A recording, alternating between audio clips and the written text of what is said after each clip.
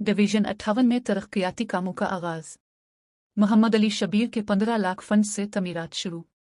नूर मस्जिद में नए बैतुल-खला और महल्ले में सीसी रोड्स की तामीर। साबिक कारपोरेटर मोहम्मद अब्दुल कुद्दूस ने कामों का किया मुआयना।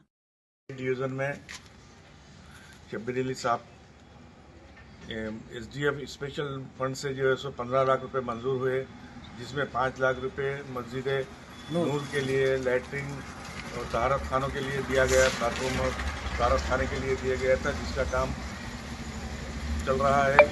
और जो है सो नैन गली में सीसी ड्रेन और सीसी रोड का काम भी जो है सो चालू हो गया है।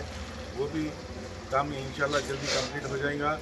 और डिवीज़न में जो भी बचे हुआ वर्क है इंशाल्लाह वो भी एक के बाद एक सब काम जो है सो कराने का है। शब्बीर अली साहब के नॉलेज में लाते हुए वो भी काम कराएंगे इंशाल्लाह। और मैं सबसे पहले शब्बीर अली साहब का शुक्रिया अदा करता हूँ, जिनके फंड से जो है सो ये काम चल रहा है डेवलपमेंट्स का।